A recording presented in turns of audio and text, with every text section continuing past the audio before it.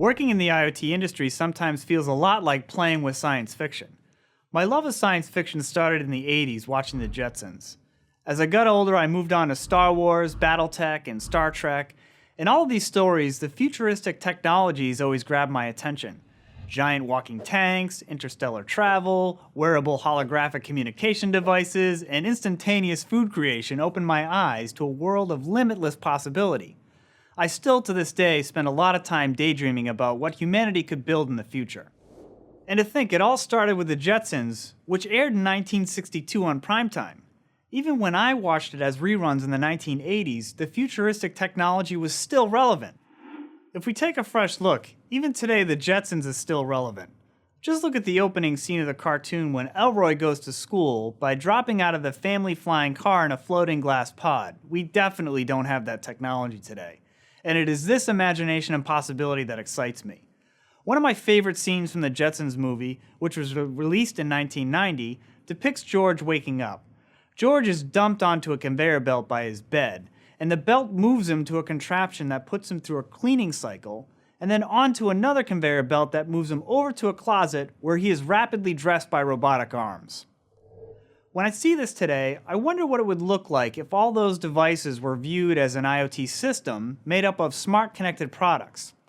Let's go ahead and do this by drawing out this fictional use case as an IoT system.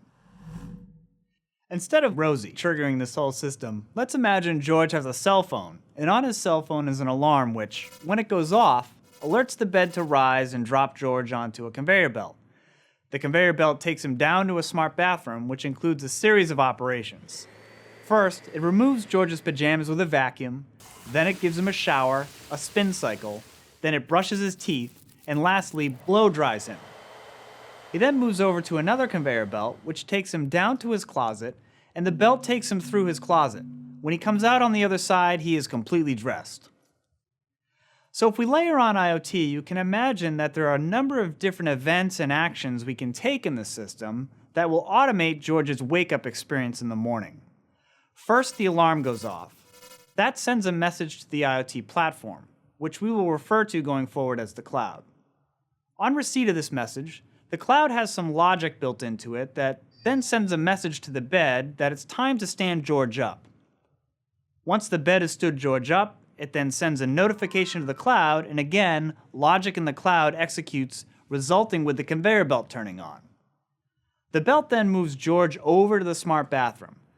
The bathroom runs through its normal sequence, however, it is a smart connected bathroom.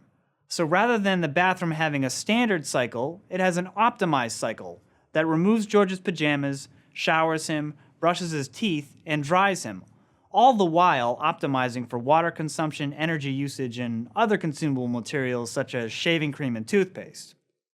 The bathroom can do this because software running on the device is interfacing with the sensors that are detecting various conditions and modifying how long devices, such as the air dryer, are running.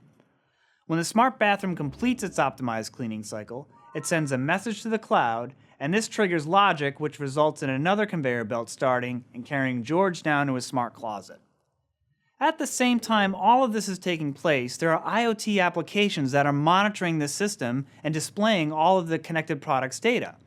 Jane, George's wife, can access this information with her smart communication device to see where George is in his morning wake-up routine. As you can see, this example includes all three layers of a smart connected product. There are the products such as the blow dryer and shower. These products are connected, which enables the system to collect data and send alerts. And lastly are the applications such as Jane's Home app. What I find really interesting about this whole imaginary scenario is that the technologies we see in the Jetsons are not so far away in the future. Today we have all sorts of similar technology.